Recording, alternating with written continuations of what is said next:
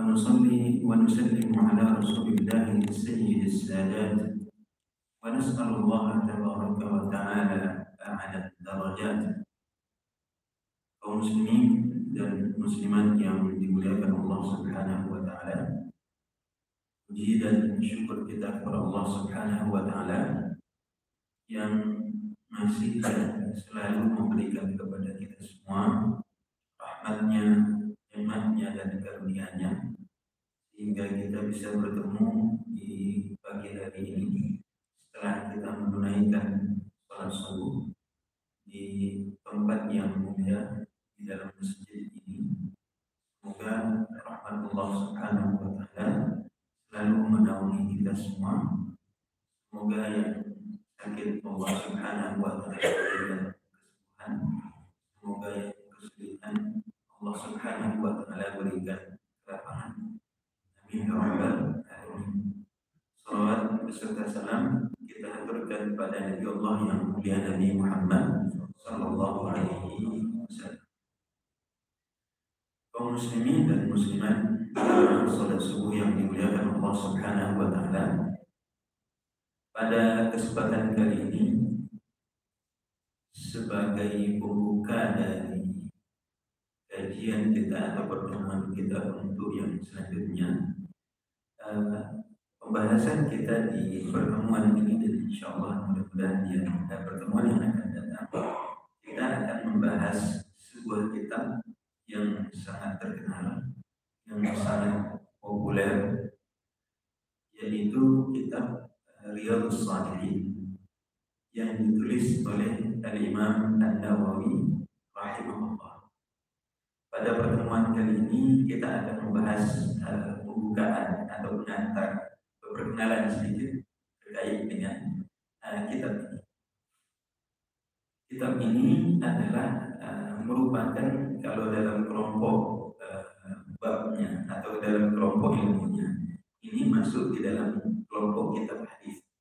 Hanya kemudian fokus pembahasannya kemudian berbeda. Kalau dalam tradisi para ulama di dalam penulisan hadis ada yang namanya kitab hadis itu diberi istilah dengan nama musnad. Musnad itu peruntukan untuk kitab hadis yang ditulis berdasarkan sahabat yang meriwayatkan hadis.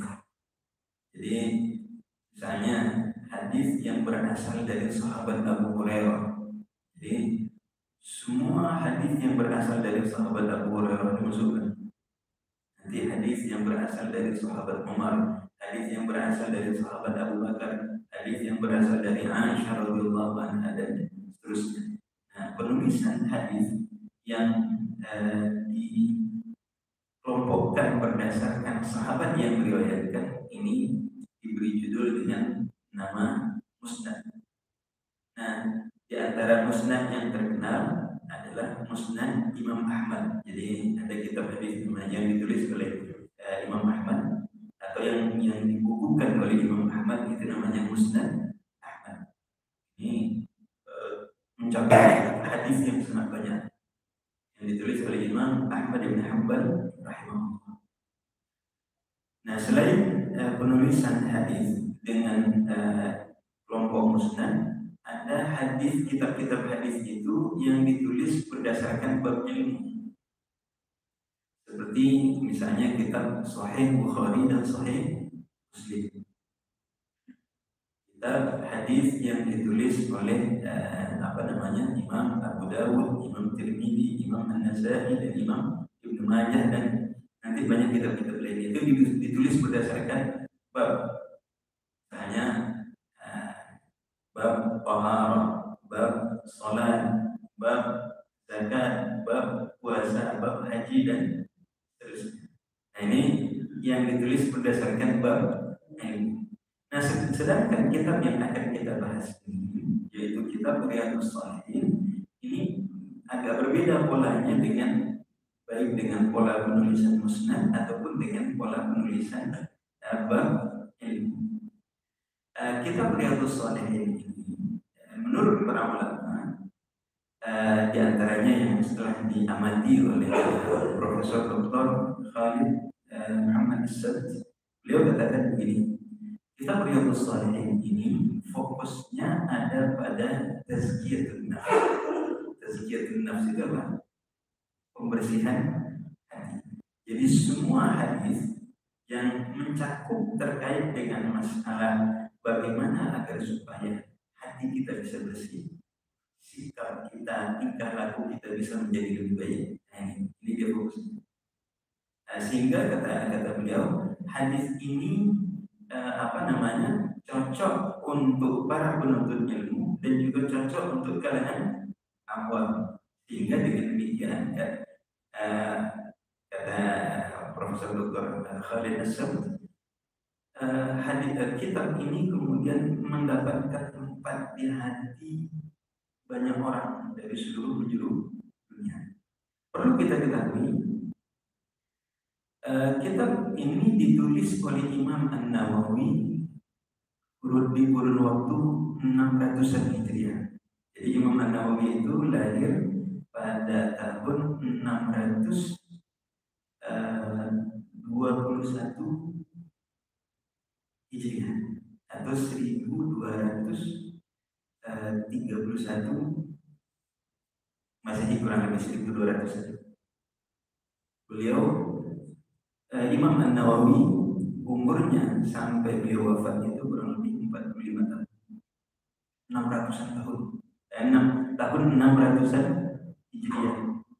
Sampai sekarang kita bisa bayangkan semua orang, mayoritas dari umat Islam atau bisa dikatakan semua umat Islam menerima kitab ini dengan penuh hati. Nah, para ulama juga mengatakan ini adalah sebuah karya yang ditulis dengan penuh keikhlasan hati. Tidak sembarangan itu sebuah kitab yang ditulis itu kemudian orang menerimanya dengan sepenuh hati. Ini enggak gampang. Dan Imam An-Nawawi rahimahullah adalah seorang ulama yang begitu luar biasa kontribusinya terhadap Islam dan kaum. Beliau adalah seorang ulama yang alim, yang memiliki kezuhudan yang sangat hebat, yang fokusnya kepada ilmu, fokusnya untuk memberikan pendidikan dan pencerahan kepada umat itu begitu hebat. Sampai kemudian para ulama mengatakan begini, Imam An-Nawawi rahimahullah karena begitu fokusnya kepada ilmu sehingga beliau lupa untuk menikah. Jadi termasuk salah satu dari sekian banyak ulama yang hidup secara membujang-bujang, tidak mau menikah. Beliau sangat paham hadis Nabi kan, nikah sunnati, faman raghiba sunnati falaysa minni. Nikah itu adalah sunnahku. Siapa yang tidak suka dengan sunnahku maka bukan bagian dari. Kita bisa tahu Imam Nawawi itu pasti sangat cinta dengan petuah Nabi Sallallahu Alaihi Wasallam. Namun karena saking fokusnya beliau untuk belajar, menuntut ilmu, memberikan pencerahan dan pendidikan kepada umat, sehingga beliau tidak sempat untuk menikah. Para ulama menjelaskan, Imam An-Nawawi adalah sosok ulama yang sangat produktif. Beliau menulis membukukan ilmunya, menuliskan ilmunya. Kalau dikali dengan umurnya itu bisa dikatakan setiap hari itu menulis berpuluh-puluh bahkan beratus lembar. Coba lihat, itu semua tulisan semua, tidak ada gambarnya. Dan hasil karyanya sangat-sangat banyak. Dan Imam An-Nawawi rahimahullah adalah salah seorang ulama yang memberikan kontribusi yang sangat besar di dalam menyusun mazhab Syafi'i. Jadi salah satu dari dua orang ulama besar di dalam mazhab Syafi'i. Jadi ada istilah syaikhain, dua orang syaikh di dalam mazhab Syafi'i. Satu adalah Imam An-Nawawi, yang satu lagi namanya Imam Ar-Rafi'i. Jadi kalau bicara tentang mazhab Syafi'i itu tidak bisa dilepaskan dari dua imam ini, Imam An-Nawawi dan Imam Syafi'i rahimahullah. Rahimahullah. Nah, jadi kesungguhan, ketulusan niat di dalam menyebarkan Islam, di dalam memberikan pencerahan kepada seluruh umat yang ada di muka bumi ini, Allah Subhanahu wa Ta'ala tunjukkan kepada kita sampai sekarang. Nggak usah kita bahas kitab-kitab yang lainnya, kitab Riyadhus Shalihin ini saja, coba kita bayangkan dari tahun 600-an Masehi sampai sekarang 1443 Hijriah, 600-an Hijriah sampai 1443 Hijriah. Kalau kita misalnya mengkalkulasi, ngitung-ngitung dikit, kan man dalla ala khairin kana ka ajri fa'ili. Siapa yang menunjukkan orang kepada kebaikan, maka dia akan mendapatkan pahala yang sama seperti orang yang mengerjakannya. Imam An-Nawawi rahimahullah dari sejak tahun 600-an Hijriah sudah menuliskan kitab Riyadhus Shalihin ini. Sampai sekarang ini berapa banyak orang yang tercerahkan dengan kitab Riyadhus Shalihin ini? Kalau kita hitung dengan itu kalkulator, mungkin kalkulator nggak cukup untuk menghitung kalau dengan hitung-hitungan kita saja, kalau hitungan Allah Subhanahu wa Ta'ala akan menjadi bilangan yang tidak terhingga.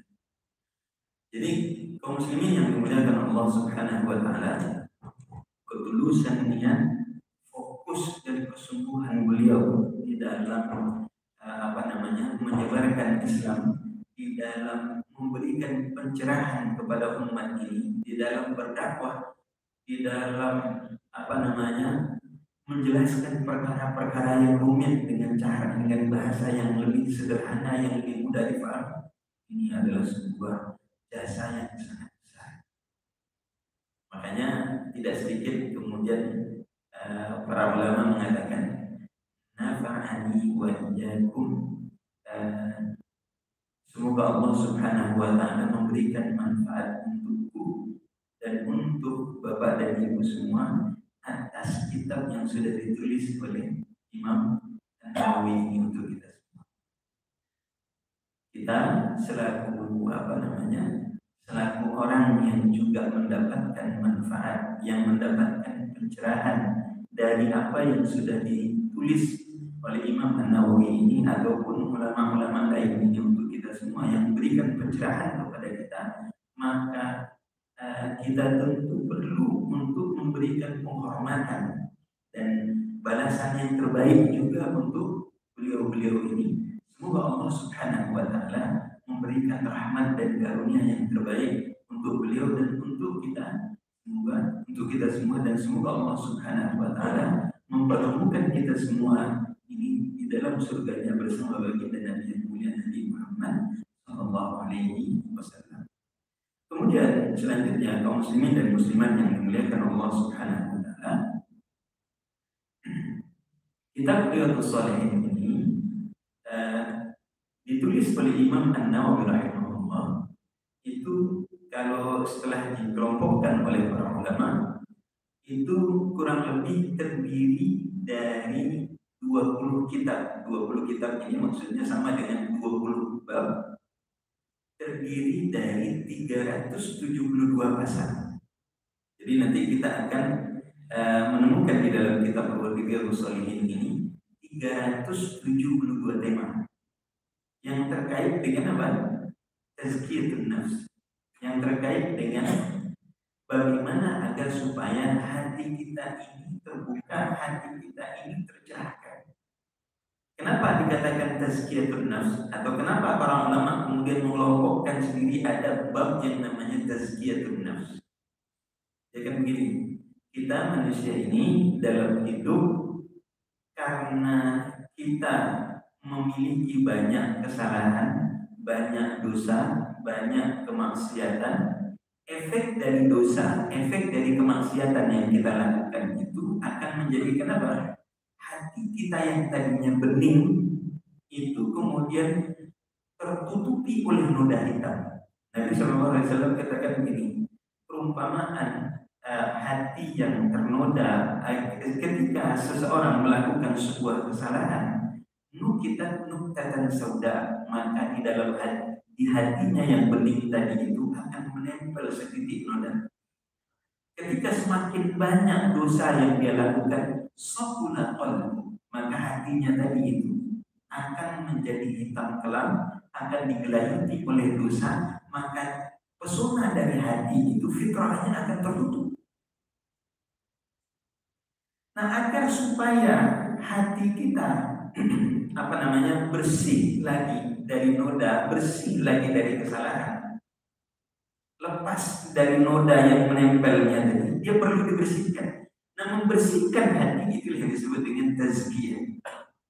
Tazkiyatun nafs, membersihkan hati, membersihkan jiwa. Nah, kitab Riyadhus Shalihin yang ditulis oleh Imam An-Nawawi rahimahullah ini fokusnya ada di sini.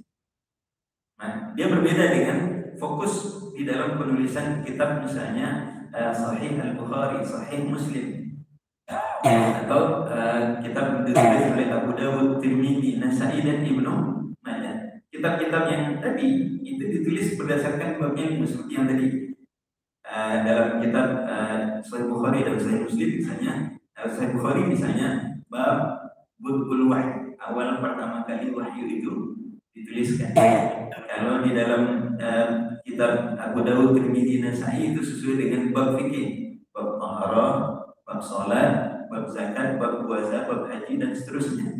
Nah, ini kitab Riyadhus Shalihin ini fokusnya langsung kepada bagaimana agar supaya kita di dalam hidup ini bisa memperbaiki diri kita, bisa memperbaiki hati kita, sehingga kita memiliki arah yang benar di dalam kehidupan ini, menuju track yang benar, sehingga kita bisa mengakhiri kehidupan ini dengan husnul khatimah.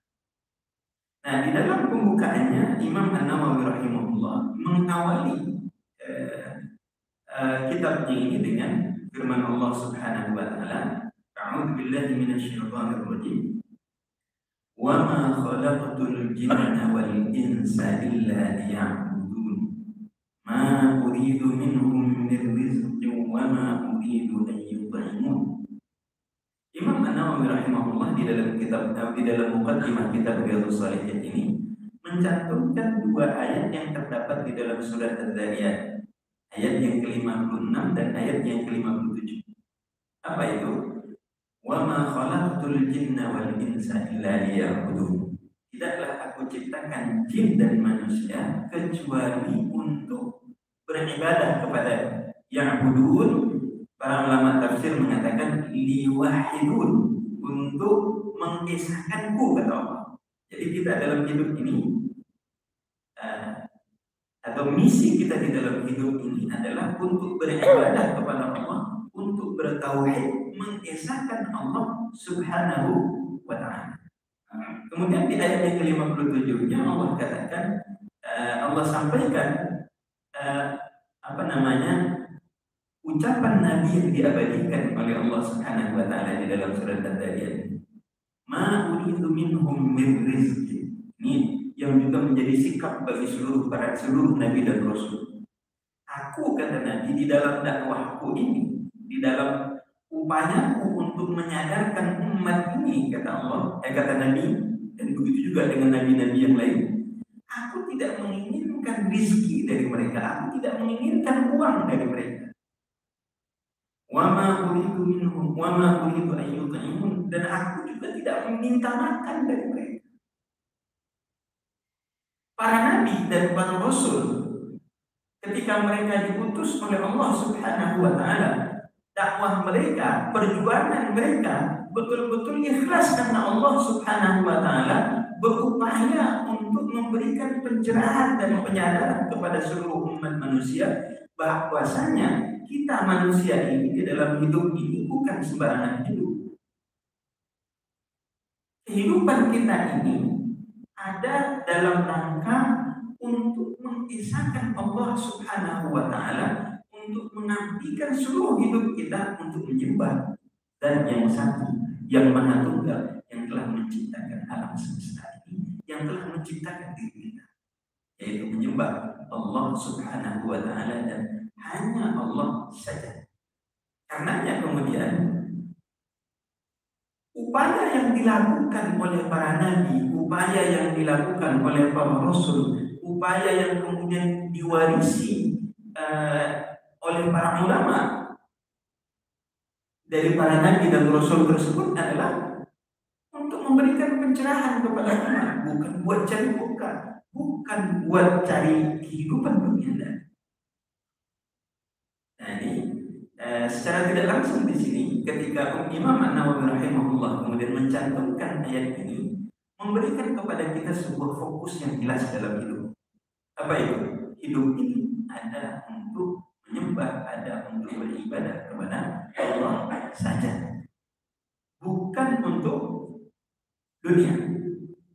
Nah, di sini sebelum kita lanjut, yang perlu untuk kita pertegas di sini, ketika dikatakan hidup ini untuk menyembah kepada Allah, bukan untuk dunia, ini bukan berarti bahwasanya kita mengabaikan dunia dalam artian kita kemudian tidak bekerja sama sekali, kemudian tidak peduli dengan urusan dunia, tidak.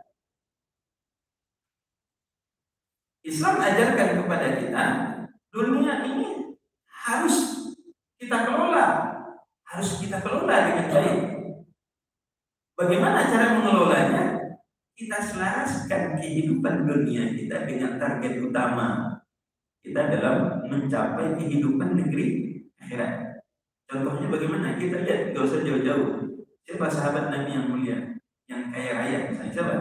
Ada Abdurrahman bin Auf, ada misalnya Utsman bin Affan, ada Sa'ad bin Abi Waqqas. Ini semuanya adalah orang-orang kaya dan pengusaha-pengusaha besar, pengusaha-pengusaha sukses, eksportir pada zamannya. Tapi orang ini, 3 orang ini, kalau Bapak dan Ibu ketahui, 3 orang ini adalah termasuk dari 10 orang yang dijamin masuk surga. Abdurrahman bin Auf, Utsman bin Affan, Sa'ad bin Abi Waqqas, termasuk 3 dari 10 orang yang dijamin masuk surga ketika mereka masih hidup. Minal asyrah al-mubasysyirin bil jannah. Coba kita lihat, 10 orang yang dijamin masuk surga, 3 orang ini adalah pengusaha sukses. Jadi ketika dikatakan fokusnya untuk kehidupan akhirat, tidak sama dengan mengabaikan dunia sama sekali, tidak. Nah, lantas bagaimana? Nah, inilah yang disimpulkan oleh sahabat Umar bin Khattab, yang juga termasuk 1 dari 10 orang yang dijamin masuk surga. Ya Allah, jadikanlah dunia ini ada di dalam genggaman tangan kami, dan janganlah engkau jadikan dunia ini ada di dalam hati kami. Maksudnya apa? Kalau dunia ada di dalam genggaman tangan kita, ketika dunia itu ada saat untuk melepasnya, kita akan berat untuk melepas dunia. Tapi kalau dunia itu ada di dalam hati, ketika ada kebutuhan untuk melepas dunia, berat sekali rasanya. Nah, ini bisa dilihat dalam apa? Dalam aksi. Contohnya ketika Nabi Shallallahu Alaihi Wasallam mengumumkan kepada para sahabat ketika itu untuk berkontribusi urunan membiayai perang Tabuk pada saat. Kalau dalam bahasa kita sekarang, kas negara kosong, APBN kosong, tidak ada anggarannya, tidak ada uangnya. Ketika itu Nabi umumkan perang Tabuk itu adalah perang pada kondisi yang sangat-sangat sulit. Kalau sebagian ulama mengatakan perang dalam kondisi paceklik. Coba, perang dalam kondisi kas negara kosong. Tapi perang harus mau tidak mau harus dijalani. Sebab kalau pasukan tidak disusun, maka Romawi akan apa? Mengancam kedaulatan, keutuhan apa? Negara pada masa itu. Sehingga Nabi mau tidak mau memaksa diri untuk menyusun pasukan. Nah pada saat itu ketika hal itu diumumkan oleh Nabi, di antaranya sahabat Utsman bin Affan yang pada saat itu bertepatan dengan datangnya 100 kafilah unta. 100 kafilah unta yang penuh dengan barang. Ketika datang kafilah unta tadi, itu sudah diserbu oleh pedagang-pedagang kecil yang ada di kota Madinah pada saat itu. Kalau dilepas oleh sahabat Utsman, itu sahabat Utsman akan menghasilkan uang yang sangat banyak. Tapi sahabat Utsman tidak melakukan itu. Aku berikan ini untuk Allah dan Rasulnya. Kalau kita hitung 100 unta yang penuh dengan barangnya, tidak usah kita hitung untanya. Unta yang membawa barang itu bisa dipastikan unta yang besar, yang memiliki kekuatan yang kuat. Itu berapa kilo berarti? Nggak usah jauh-jauh. Kita sekarang ini kan mau Idul Adha. 1 ekor sapi berapa sekarang? 25 sampai 30 juta. Itu dengan berat berapa? 250 sampai 300 sampai 400. Itu besar apa kecil itu?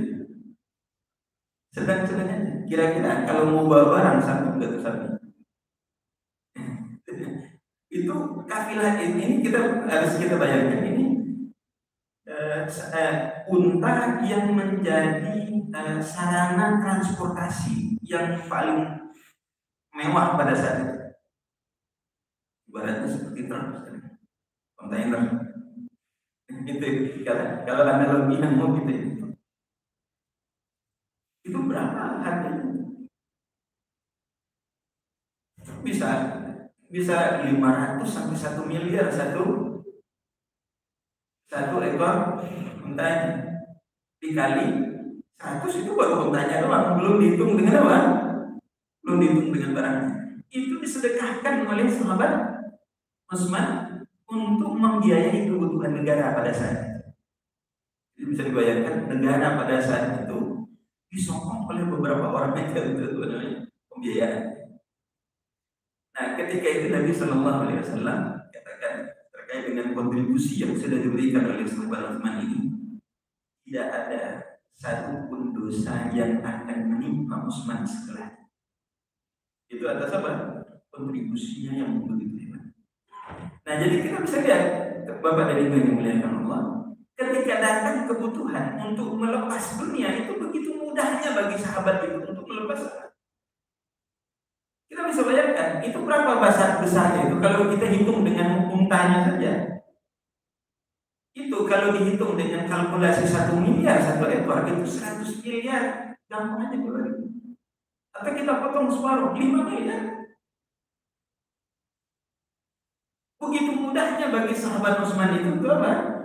Melepas apa yang beliau miliki dari harta kehidupan dunia. Ini yang disimpulkan oleh sahabat Umar tadi.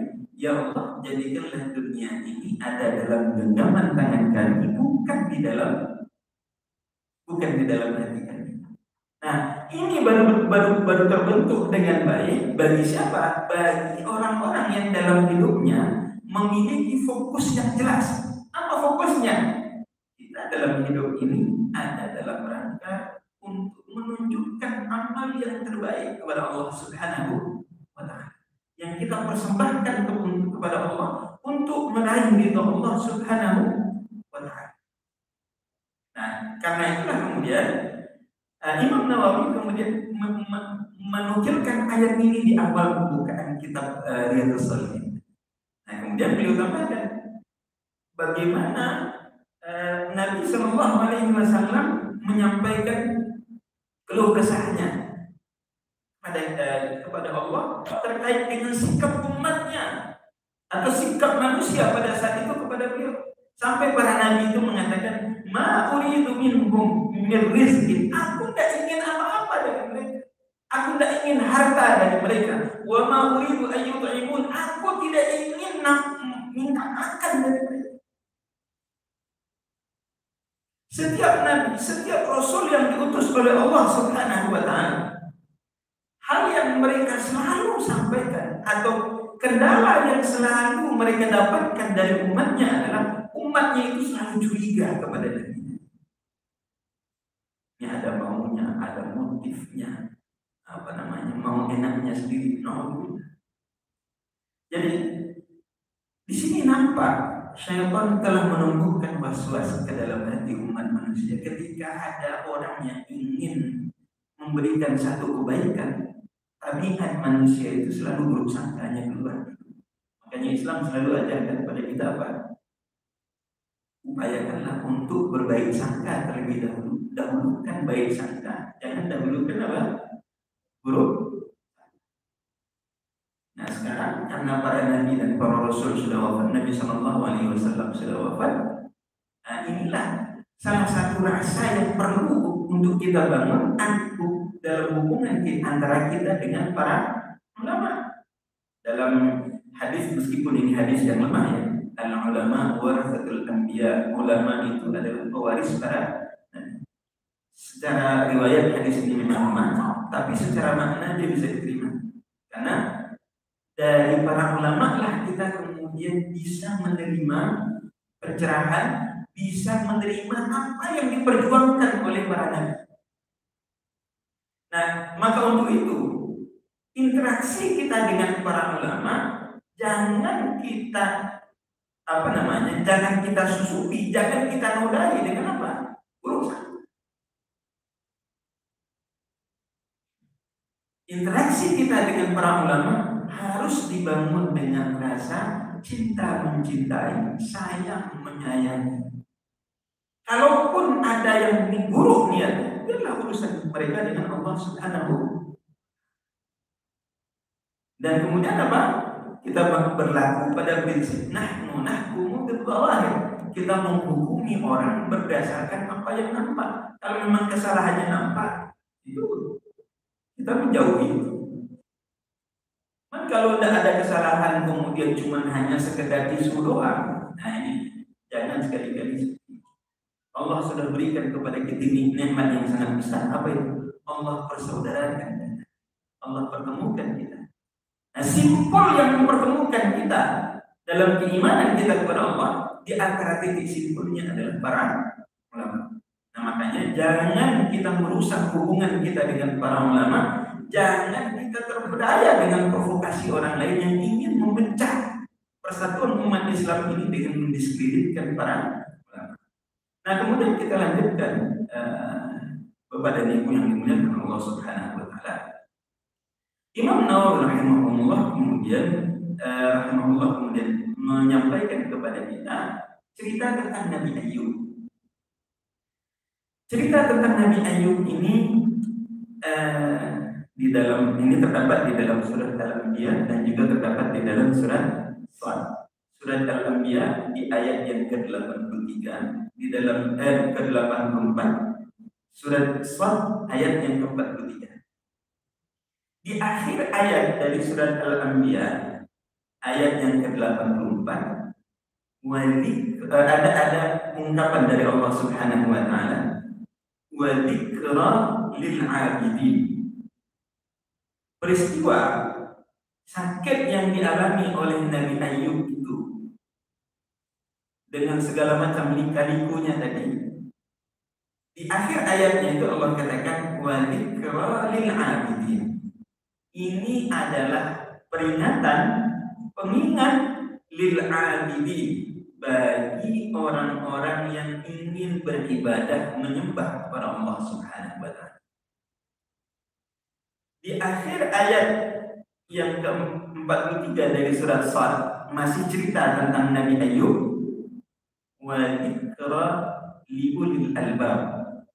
Cerita tentang Nabi Ayub, kesulitan, ujian yang menimpa Nabi Ayub itu wa dzikra liulil albab, menjadi pengingat bagi siapa? Bagi ulil albab, bagi orang-orang yang memiliki logika yang kuat, bagi orang-orang yang memiliki pikiran yang jernih, pikiran yang kuat. Jadi Imam An-Nawawi kemudian mengatakan begini di dalam ungkapannya itu yang juga disimpulkan oleh Profesor Dr. Khalid Sab. Beliau katakan begini, ketika dikatakan orang yang memiliki logika yang kuat itu sama artinya dengan orang yang zuhud. Kan kalau sekarang kan kultur masyarakat atau pemahaman orang secara umum, ketika dikatakan orang memiliki logika pikiran yang kuat, itu nggak ada hubungannya dengan memiliki hati yang sehat. Dan kalau dikatakan kita harus logis. Coba, ketika dikatakan ada ungkapan kita harus logis, apa yang akan terjadi? Seolah-olah nggak bawa agama. Tapi ketika dikatakan kita harus zuhud, kita harus khusyuk dalam ibadah ini, seolah-olah nggak ada hubungannya dengan logika. Imam Nawawi rahimahullah ingin membantah ungkapan ini, memberikan kepada kita sebuah pencerahan. Orang yang memiliki logika yang kuat, dia pasti menjadi orang yang paling zuhud. Dan orang yang paling zuhud, dia pasti memiliki logika yang kuat. Nah, di mana itu titik temunya? Gini. Orang yang memiliki logika yang kuat dan sehat, pasti fokusnya di dalam hidup ini adalah untuk meraih ridho Allah. Kenapa? Hidup dunia ini sementara saja. Tidak ada orang yang hidup kekal dan abadi. Dunia telah memberikan bukti kepada kita, sejarah telah memberikan bukti kepada kita. Kita mendapatkan bukti dengan mata kepala kita sendiri.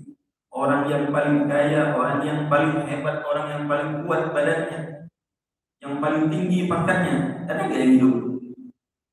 Mati semua. Ada nggak harta yang bisa dia bawa? Tidak ada harta yang bisa dibawa. Mungkin ahli waris itu bisa mengumpulkan hartanya dan ini masukkan hartanya tadi dalam kubur. Tapi apakah harta yang dia bawa ke dalam kubur itu tadi bisa bermanfaat untuk dirinya? Tidak. Nah, jadi orang yang memiliki logika yang kuat, pasti fokusnya di dalam hidup ini adalah beribadah kepada Allah Subhanahu wa taala, mencari ridha Allah Subhanahu wa taala. Kalau ada orang yang mengaku memiliki logika yang kuat, kalau ada orang dikatakan logikanya kuat tapi dia tidak beribadah kepada Allah, ada yang salah dengan itu. Ada yang salah dengan itu. Nah, makanya Imam An-Nawawi mencantumkan sebuah syair. Kata Imam Nawawi begini, inna lillahi ibadan futana. Allah itu, kata Imam Nawawi, memiliki hamba-hamba yang cerdas, hamba-hamba yang jenius. Talaqud dunya wa khaful fitana. Mereka menceraikan dunia. Talaqud dunya, mereka menjauhi dunia, wa khaful fitana, dan mereka takut akan fitnah. Tapi sekali lagi, menceraikan dunia ini bukan berarti mereka tidak mau jadi pengusaha ini. Ya, harus kita catat. Jadi jangan sampai kita terjerumus dengan pemahaman yang salah. Menjauhi dunia, kemudian apa?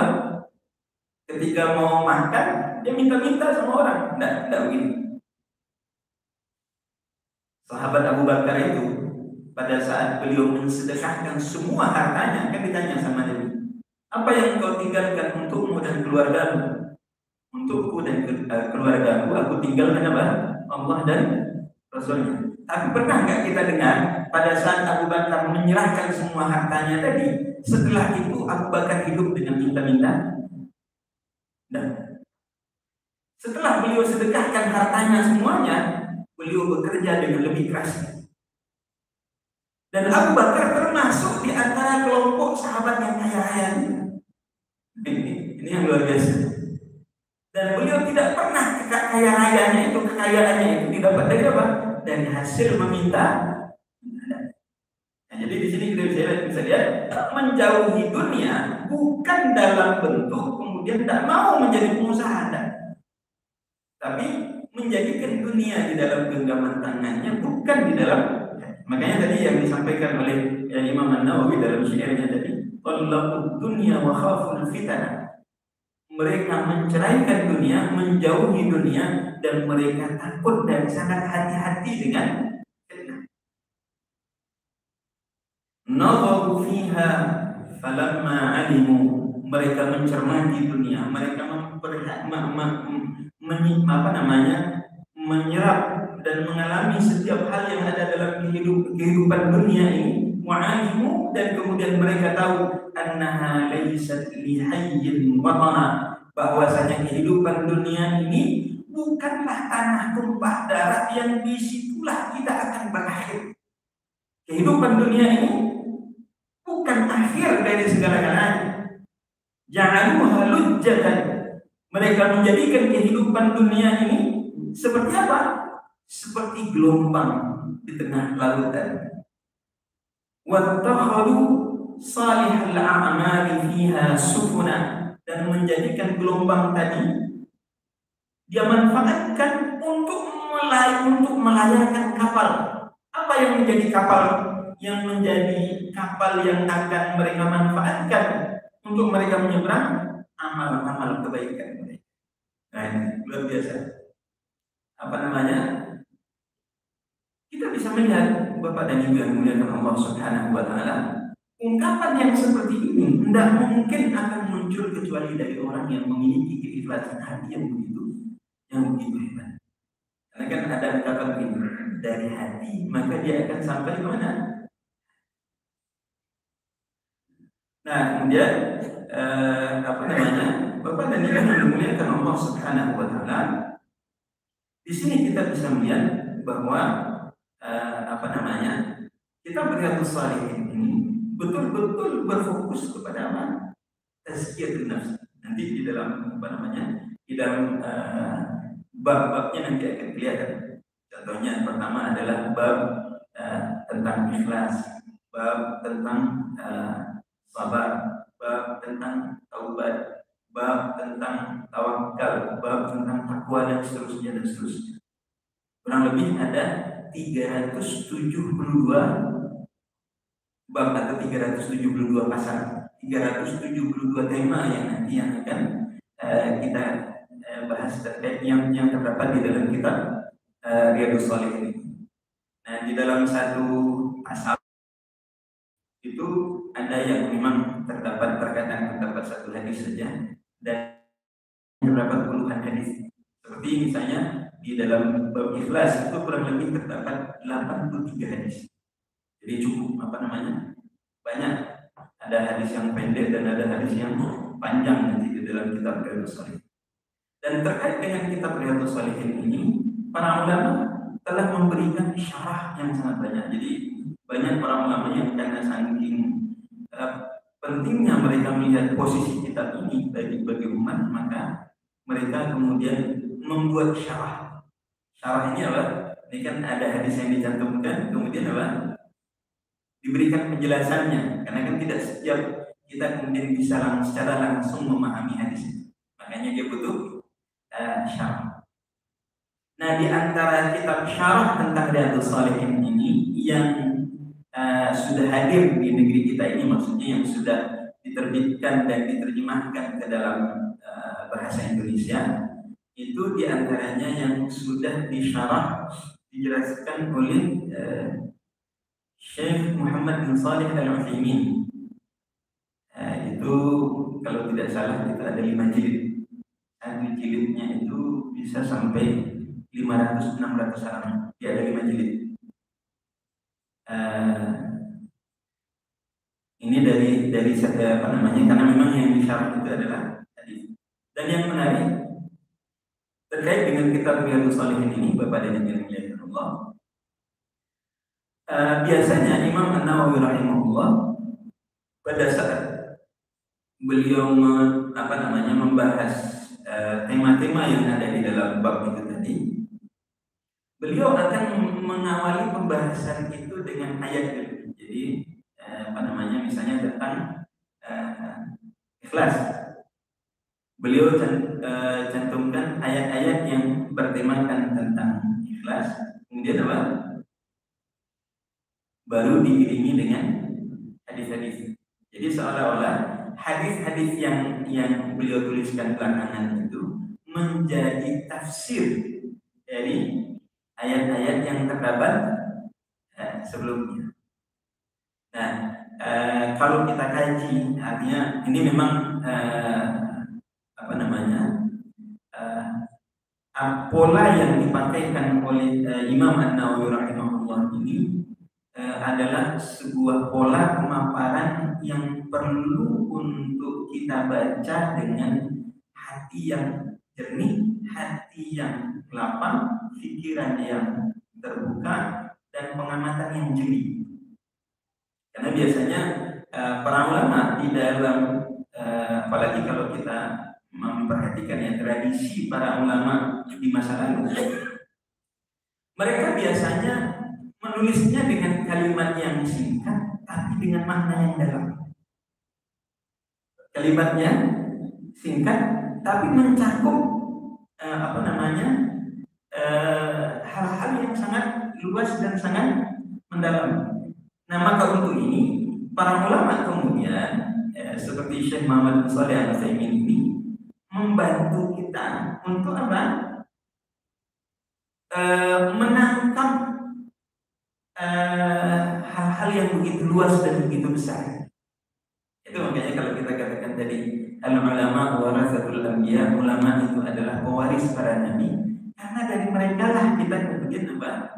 Bisa meresapi, bisa memahami dengan lebih baik apa yang sudah diwariskan oleh baginda Nabi kepada kita. Makanya sekali lagi ya, ini saya tidak bosan-bosannya untuk menyampaikan, jangan kita rusak hubungan kita dengan para ulama. Meskipun kita lihat tidak sedikit orang yang berusaha untuk mengacaukan antara hubungan kita dengan para ulama. Nah, Bapak dan Ibu yang dimuliakan Allah Subhanahu wa taala, kita teruskan sedikit. Ini syuruknya jam berapa? Sebentar lagi ya. Udah masuk syuruk tapi kita teruskan sedikit.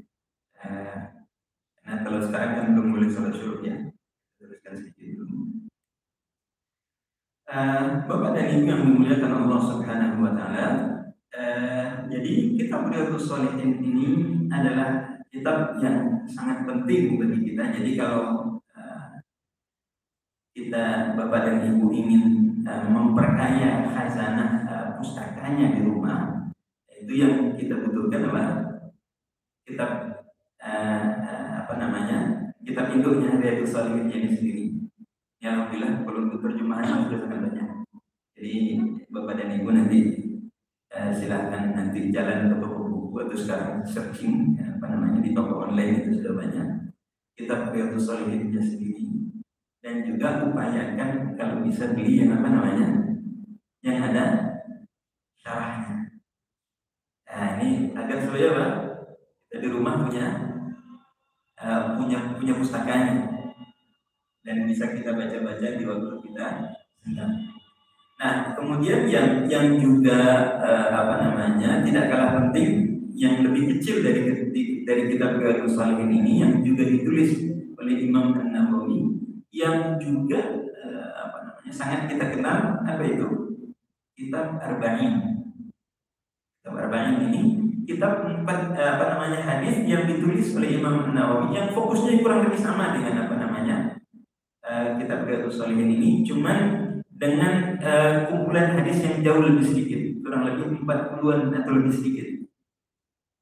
Nah, kitab Arba'in An-Nawawi ini juga sudah disyarah oleh banyak para ulama.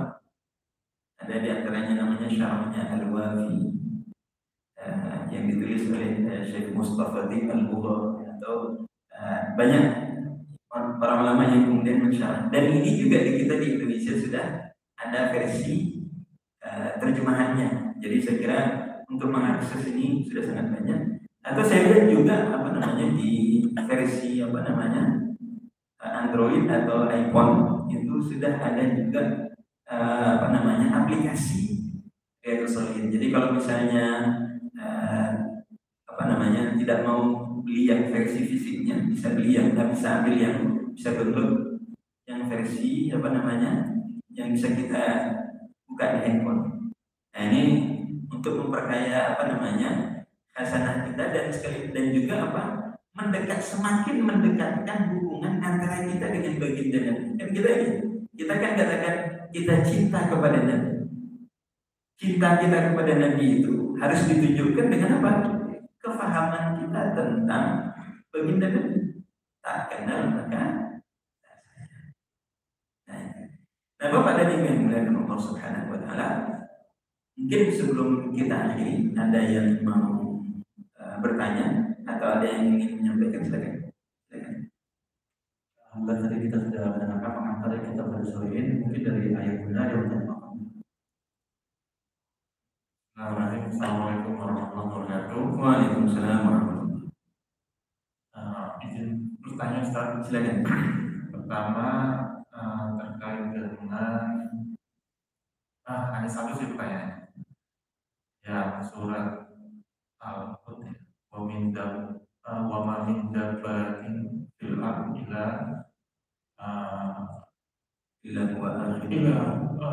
jadi tidak ada satu makhluk pun di dunia yang Allah sudah tetapkan rezekinya.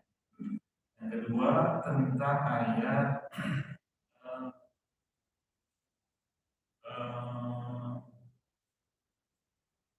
barang Allah tidak akan merubah nasib satu kaum la yughayyiru bi qaumin hatta la yughayyiru bi anfusihim. Jadi pertanyaannya adalah apakah ikhtiar mempengaruhi rezeki? Assalamualaikum warahmatullahi wabarakatuh. Waalaikumsalam. Sekalian apa satu Ustaz? Kalian apa mau satu dijawab? Boleh kalau ada satu lagi. Lagi bagi ibu ya sebelum nanti dengan doa sekalian. Ibu atau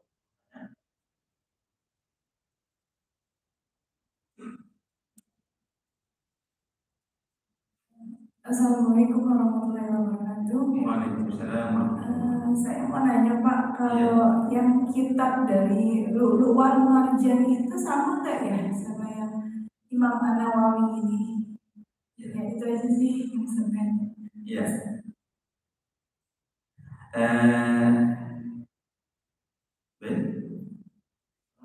Baik, langsung aja ya. Bismillahirrahmanirrahim. Saya jawab yang terakhir dulu ya, yang agak lebih simpel. Kitab Lu'lu' wal Marjan itu fokusnya pada hukum. Biasanya dia fokus pada apa? Sama-sama kitab hadis juga, tapi itu bukan ditulis oleh siapa? Oleh Imam An-Nawawi. Seingat saya kalau tidak salah itu dia fokus kepada bab hukum. Ini dan ditulis oleh penulis yang berbeda. Ya, tentu para ulama pada saat mereka menulis kitab-kitab tadi sesuai dengan peruntukannya, sesuai dengan kebutuhan. Biasanya para ulama menulis kitab itu sesuai dengan kebutuhan zamannya. Kalau kita baca sejarah apa yang terjadi pada saat itu, biasanya kitab itu biasanya merespon peristiwa zaman, biasanya suka begitu. Kalau udah begini biasanya menarik juga kalau kita untuk membaca lebih lanjut latar belakang sebelum kitab-kitab itu tadi ditulis.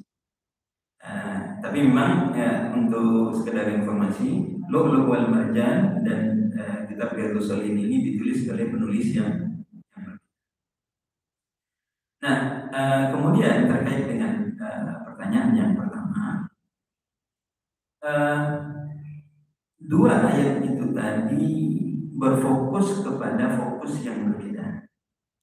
Bagian yang pertama dari ayat tadi itu bicara tentang takdir, artinya kalau bicara wilayah itu urusan Allah. Kan ada juga hadis-hadis yang menceritakan begini. Ketika seorang manusia itu dilahirkan, maka sudah ditentukan kapan ajalnya, kapan sakit sehatnya, kemudian rezekinya. Ini bicara apa nih? Ini bicara takdir, ini bicara apa? Ini bicara apa? Urusan Allah. Ini urusan Allah. Kan sudah dikatakan, ketika manusia lahir, rezekinya sudah ditentukan oleh Allah Subhanahu wa ta'ala. Oke, rezekinya sudah ditentukan. Yang jadi masalah, keluar nggak detail rinciannya berapa rezekinya? Tidak. Allah Subhanahu wa Ta'ala tidak pernah membocorkan kepada kita bagaimana detail dari takdir. Detail dari takdir itu tadi. Cuma secara global apa? Semuanya itu Allah yang pegang kuasa. Tidak ada satupun yang bisa mencampurinya. Informasi ini sangat penting terkait dengan apa? Di kita sekarang ini, di kita manusia sekarang ini, kita terjebak dengan sebuah distorsi informasi. Seolah-olah apa? Ada gambaran begini. Selain Allah itu ada kekuatan negatif, kekuatan buruk yang kemudian bisa mempengaruhi rezeki kita. Enggak. Allah yang punya kuasa itu semuanya. Meskipun ada perampok yang nanti merampok harta kita, datang dia ke rumah kita, kemudian dia kuras semua apa yang ada di dalam rumah kita, itu sudah bagian dari takdir Allah. Dikatakan dia bagian dari takdir Allah. Dalam kategori begini, Allah tidak pernah membocorkan itu. Kita baru tahu kapan? Setelah kejadian. Tapi setelah kita dirampok, ini kita habis dirampok nih, harta kita habis. Setelah itu kan tidak ada juga informasi Allah bocorkan sama kita, tidak ada satupun bocoran, kita akan tetap miskin setelah itu, ada nggak? Nah, itu Allah katakan apa? Itu Allah yang punya kuasa semuanya. Allah yang kendalikan itu semuanya. Disimpulkan dalam ungkapan yang ada di dalam ayat itu. Ketika ada satu kemudaratan yang akan menimpa manusia, ketika Allah sudah tetapkan kemudaratan itu, ada nggak yang bisa menghindar? Tidak akan ada yang bisa menghindar. Ketika ada satu kebaikan yang akan Allah berikan kepada manusia, ada nggak yang akan bisa menghalangi itu? Tidak. Hal ini, Bapak dan Ibu yang dimuliakan Allah, memberikan rasa tenang yang sangat hebat dalam hati kita. Saya mungkin dirampok sekarang ini. Harta saya habis. Nah terus bagaimana? Ini adalah takdir dari Allah untuk saya. Ini bukan rezeki saya sekarang. Kemudian apa? Seterusnya Allah nggak melarang saya berusaha. Allah justru apa? Di dalam ayatnya baru tadi masuk pada ayat tadi. Inna Allah la yughayyiru ma biqaumin hatta yughayyiru ma bi anfusihim. Allah tidak akan merubah keadaan satu kaum sampai mereka berusaha, bekerja keras untuk merubah keadaan mereka. Saya dirampok sekarang, harta saya habis. Bahkan yang baju yang saya miliki hanya baju yang menempel di badan saja. Kalau saya katakan mungkin sudah takdir saya jadi orang miskin, kemudian saya tidak mau bekerja setelah itu, ini sama saya nggak ada urusan sama Allah. Yang salah siapa? Ketika kita masih miskin seterusnya, karena kita sudah terjebak dengan kesimpulan yang salah. Pada saat kita dirampok, pahit rasanya, tidak enak rasanya, itu ujian Allah untuk kita. Ketika kesulitan ini sampai pada kita, apa respon kita? Nah, yang akan dinilai oleh Allah adalah respon kita. Kalau putus asa kita setelah itu, tidak mau lagi kita ngapa-ngapain, tidak mau lagi kita bekerja, kita tidak mau lagi berusaha, berhenti kita sampai di situ, atau tidak sedikit orang yang kemudian bunuh diri, dia dikatakan salah karena ketika itu, karena apa? Dia menunjukkan respon yang salah. Nah, mestinya respon yang ditunjukkan apa? Saya dirampok, ya. Saya sedih, iya. Saya berduka, iya. Tidak nyaman rasanya, tidak enak rasanya, iya. Ini adalah ujian dari Allah untuk saya. Ketika ujian dari Allah ini datang kepada saya, apa yang akan saya ucapkan? Inna lillahi wa inna ilaihi raji'un. Kemudian hidup ini, meskipun dunia itu harus kita jauhi, dalam artian apa? Tidak kita masukkan ke dalam hati. Kita butuh nafkah dalam hidup ini. Apa yang harus kita lakukan? Saya harus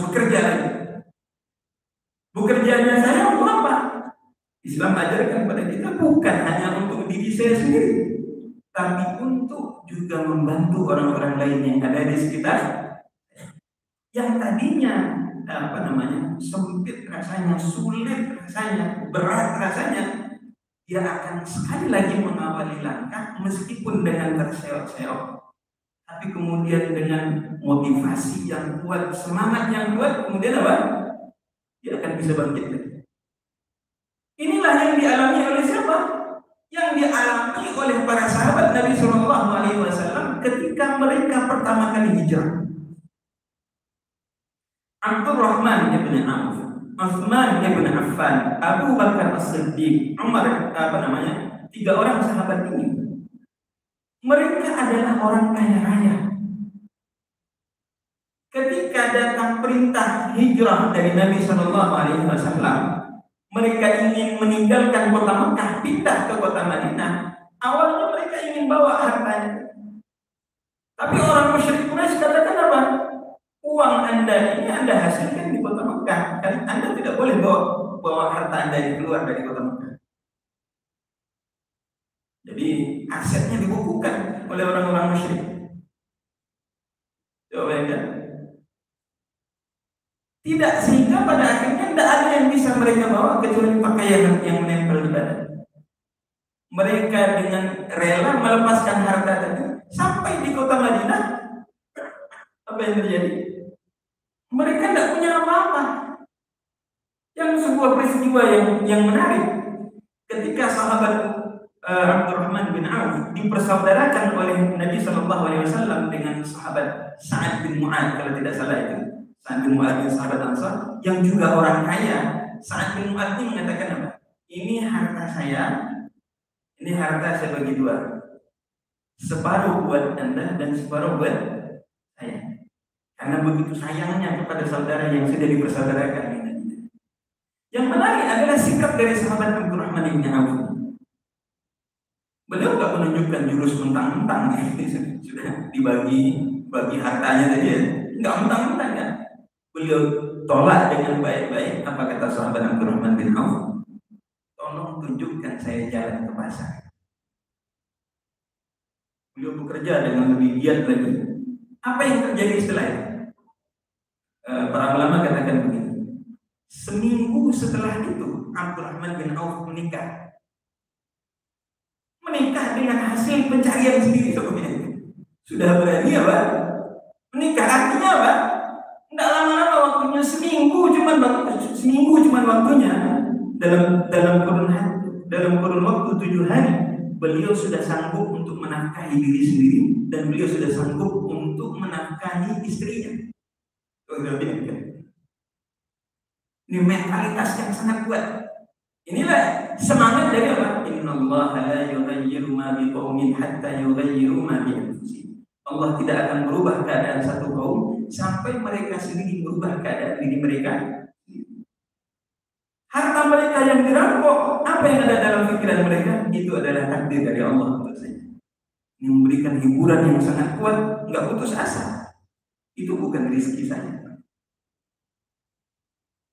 Apa yang menjadi rezeki saya? Apa yang bisa saya makan? Apa yang bisa saya manfaatkan? Nah, jadi terkait dengan ayat tadi, ada wilayah Allah dan ada wilayah manusia. Yang jadi masalah itu kan apa? Ketika sudah dikatakan, oh rezeki saya kan sudah ditentukan oleh Allah, habis itu apa? Dia katakan begini, mungkin sudah takdir Allah menjadikan saya sebagai orang bodoh. Alhamdulillah. Gara-gara itu apa? Dia nggak mau belajar. Mungkin sudah takdir Allah bagi saya untuk menjadi orang miskin. Ini adalah kalimat syaitan. Ini nggak benar. Ini kalau kita pakaikan, ini menjadikan diri kita terjebak dengan was-was syaitan, godaan syaitan. Dan ini tidak lain hanyalah alasan bagi para pemalas. Alasan bagi para pemalas, bukan mental berjuang. Nah, itu kurang lebih. Semoga Allah Subhanahu wa taala merahmati kita, mengampunkan kita atas setiap dosa dan kesalahan. Semoga Allah memandu kita menuju kebaikan dunia dan akhirat. Semoga Allah mengumpulkan kita di dalam surganya bersama baginda Nabi yang mulia Nabi Muhammad sallallahu alaihi wasallam. Kita akhiri wal afu minkum subhanakallahumma wa bihamdik asyhadu an la ilaha illa anta astaghfiruka wa atubu ilaik. Assalamualaikum warahmatullahi wabarakatuh.